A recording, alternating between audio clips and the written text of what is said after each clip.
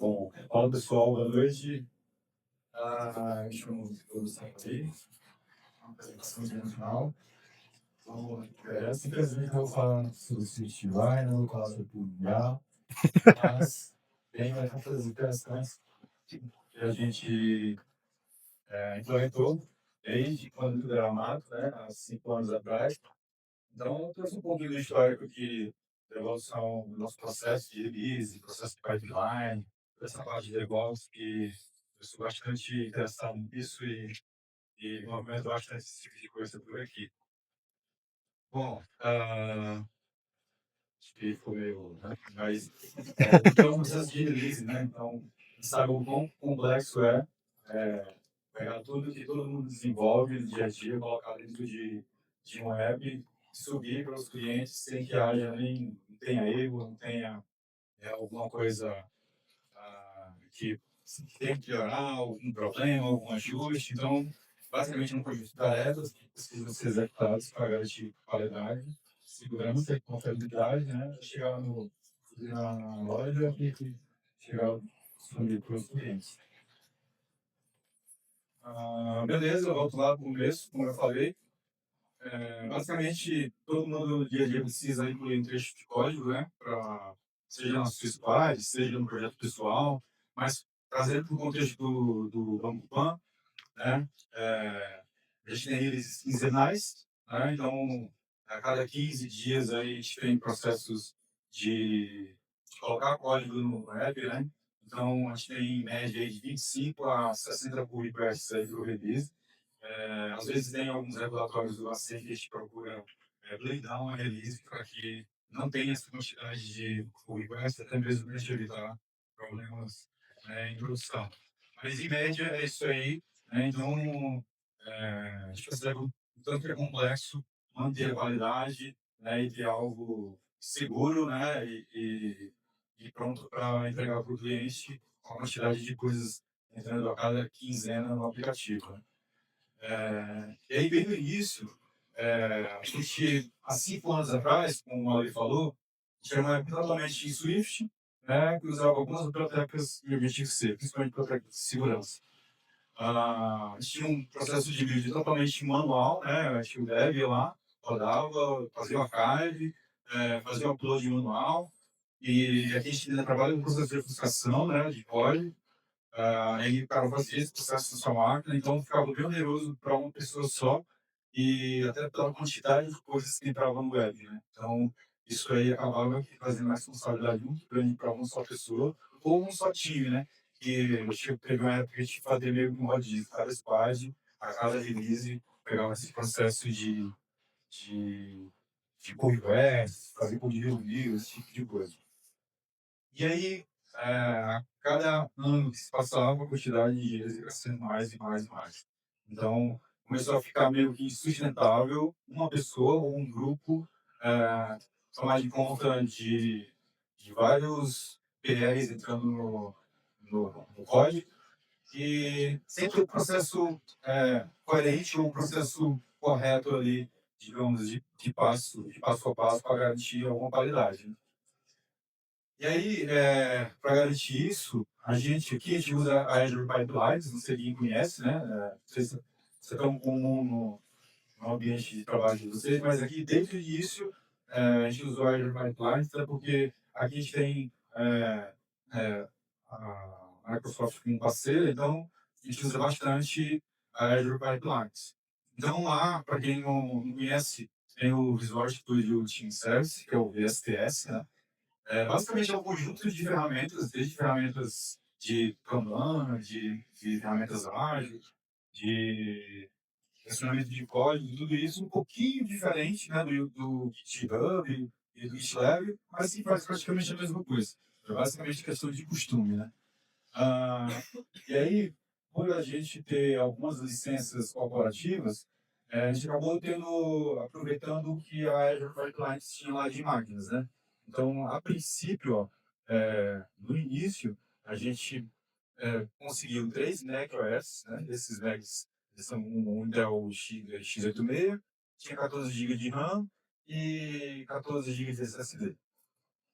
E a gente usa o Microsoft Host Agents. Não sei se vocês sabem a diferença, mas quando você fala de Microsoft Hosted, significa que a Microsoft vai tomar de conta de toda a sua, de toda a infraestrutura da sua pipeline, dos seus Macs, por exemplo.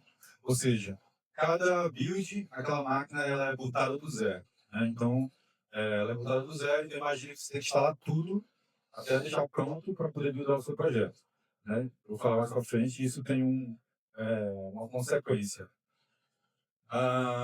E aí, a configuração de uma pipeline que usa Azure, basicamente é um arquivo que chama Azure Pipelines, é o mais básico, e você escreve todo o seu código lá para poder buildar o seu projeto, fazer deploy, qualquer coisa, né? Microfone. Esqueci. Bom. Boa. Tá, então, basicamente, esse é um arquivo, esse é foi o nosso primeiro arquivo de build, né? Ele era um arquivo só, era um salsichão, assim, de código, onde, nesse arquivo, a gente enviava coisas para o test flight, enviava, na época, para o App Center. Então, começamos aí. Então, iniciamos o nosso passo a passo no projeto de automação de deploy, de versão, e criar mais ou menos a primeira V1 da nossa pipeline, né?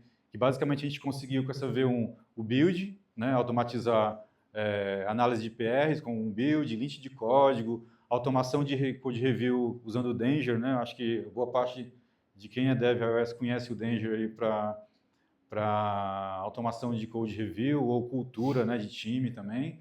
Testes unitários e coverage, né, tipo, que antes, quando a gente fazia isso na máquina, a gente não tinha todos esse passo a passo, né. Também conseguimos colocar na pipeline a parte de ofuscação, né, e deploy de versão. A ofuscação é um processo muito oneroso, basicamente é processamento, né, processador então você precisa de uma máquina parruda para fazer com que essas regras sejam executadas de forma rápidas, né? E como vocês viram, a gente está usando um x86 lá, então também tem a consequência disso aí. E a notificação dos testes externos, aí, a partir do momento que a pipeline fazia um deploy para o test flight e Firebase, né, era notificado os testes, e isso aí era bem bacana. Então, a gente conseguiu tirar toda aquela coisa manual e trouxe para alguma coisa mais automatizada, alguma coisa que a gente garantia um mínimo de qualidade na hora de colocar aquele código na nossa base de código, né? E aí também a questão da release train, né? A gente tinha um release train, que a partir do momento que a gente mudava a nossa branch develop lá, que a gente mergeava alguma coisa, na madrugada a gente gerava uma versão e pela manhã estava pronta para a galera testar ou validar algum bug que tinha aparecido. E aí a gente teve alguns resultados, né, da V1. Então, a gente teve um processo mais estruturado, mas apesar do projeto mais estruturado, a cada release o tempo de análise de PR aumentava, porque era mais código que ia colocando, então, consequentemente, não tem jeito, acaba aumentando o tempo mesmo. A quantidade muito grande de PR por release, como eu falei para vocês, chegava até 60 PRs, então é muita coisa. Download e instalação das dependências e CocoaPods também, isso aí para quem trabalha com CI, ainda mais esse tipo que por exemplo, ele é o hosted, também essa coisa da máquina ser bootada do zero também tem consequência nessa parte. E então o tempo da etapa de ofuscação também aumentou pra caramba. E aí, toda a configuração da esteira estava em um arquivo só. Então imagina que para você, deu pau na esteira de teste flash de homologação. A gente tem alguns ambientes aqui, que é um ambiente de homologação, um ambiente de teste interno aqui.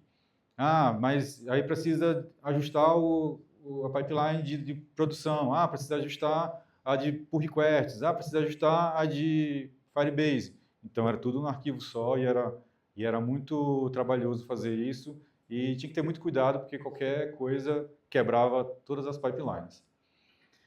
E aí, a gente teve essa introdução de macOS na AWS, né? Então, isso aí foi bem interessante, porque a gente teve a oportunidade de repensar nossa abordagem do CI para iOS, né? E para você ver a diferença, né, as instâncias da AWS, né, o M2,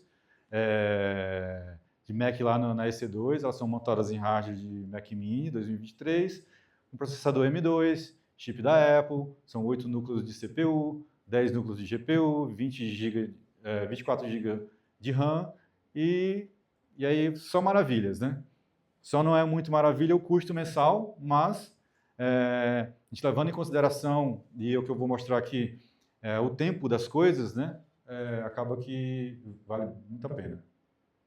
Então, eu trouxe só uma pequena diferença aí das características da plataforma.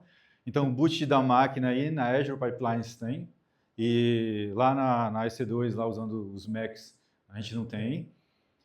A máquina fica viva o tempo todo, digamos assim. Reconfiguração por build, Azure sempre você vai ter, né? Então, se você boota a máquina do zero, você vai ter que reconfigurar tudo até você começar a buildar o seu projeto. Na AWS também, a gente não precisa dessa parte. Ou seja, já tira esse time, né? No setup das máquinas, na Azure não tem, ou seja, lá é um Microsoft Hosted, então os caras tomam de conta de tudo, né? Tipo, atualização de Xcode, de Ruby, de todas as ferramentas que você usa no processo de build, os caras tomam de conta. Aqui na AWS, não, a gente precisa tá botando a mão na máquina para fazer algumas coisas. Update manual na Azure, como eu falei, eles tomam de conta, então atualização a partir do momento que a Apple vai disponibilizando as coisas, eles vão atualizando. Aqui na AWS também não. E o tempo de build na Azure é bem maior do que no EC2. E é isso que eu vou mostrar agora. Então, a gente fez uma POC, né, dessa análise, pô, será que vale a pena a gente usar a AWS mesmo, pelo valor e tal? Mas a gente viu que vale bastante a pena, né? Então, nas análises de pull requests na Azure, esse tempo era de 1 hora e 42, né? Há um tempo atrás, hoje em dia esse tempo é maior, pela aquela história da quantidade de coisas que a gente vai colocando no app. Na AWS durava 30 minutos. Deploy de test flight, que aqui a gente tem a etapa de ofuscação, então tem um archive, tem um build, tem um archive, e tem uma parte de ofuscação, então 3 horas e 45 em média na Azure, na AWS foi para 1 hora e 50. Na época a gente trabalhava com a BP Center, hoje em dia é Firebase, mas também tinha um timezinho de 110 e na AWS foi 15 minutos. E essa versão de pentest, antes a gente trabalhava com pentest a cada release também, então aqui ele fazia o processo de gerava uma versão sem ofuscação, depois ele gerava outra versão com ofuscação e mandava para a galera de pentest. Então por isso que dá esse tempo todo de 1 hora. E na AWS, esse mesmo processo de 2 builds, um ofuscado e outro sem, ficava em 1 hora e 45 minutos. E como essa versão era de desenvolvimento, a assinatura dela acabava ficando menor do que para enviar para o test flight lá. Então, esse foi o resultado que a gente convenceu os nossos chefes aí a realmente investir na AWS nessa parte de infraestrutura, de build e deploy de versão. Então, a evolução foi, primeiro que a gente pensou, cara, então vamos aumentar as máquinas lá da Azure, né? Porque a gente tinha já muitos pull requests aí, a gente tinha fileiras de 20 a 12 a 16 PRs esperando para rodar. Então, a gente foi de 3 máquinas para 7. E a gente decidiu mover para a AWS somente as pipelines que executavam as etapas de ofuscação e deploy para o test flight. Por quê? Porque eram as etapas mais onerosas, né? Aqui a gente mais precisa de processamento, então lá a gente tinha esse processamento. Então, na Azure ficou as coisas de análise de pull request e envios de versões para o Firebase, e na AWS ficou as versões de homologação, como a gente costuma chamar aqui carinhosamente, e produção, né? Então, tudo que envolvia ofuscação, a gente passou para a AWS por conta do poder de processamento, né? E aí, para complicar, essa época veio a introdução dos módulos em Flutter, né? O Banco Pan comprou o grupo Mosaico, e aí veio essa questão de ter módulos em Flutter dentro do app, e daí também veio a parte de empréstimos, que os meninos criaram todo esse fluxo de empréstimos em Kotlin multiplataforma. Então, a gente também teve que adaptar tudo isso aí para atender a galera de negócios e fazer com que a performance melhorasse mesmo colocando mais tecnologias dentro do app, né? E aí a gente precisava reestruturar os arquivos da pipeline por conta disso. Pô, as coisas cresceram, tem mais tecnologia, então vamos reestruturar tudo, né? Então, beleza, o que foi que a gente fez? As pipelines disponíveis hoje que a gente tem são essas, elas ficaram bem divididas assim, né? Então, a gente tem uma de beta testers, a gente tem aquela que é o checkmarks ali, que ela era de pentest e virou aquele cara, que a gente automatizou também, que é basicamente, ele olha para essa área mais de segurança, né, e pentest. Então, ela roda cada release, a própria CI, ela se encarrega de rodar essa ferramenta e gerar o relatório e depois disponibilizar para quem precisar. Tem a pipeline de Firebase, tem a pipeline de homologação. Essa de homologação de beta testers é TestFlight.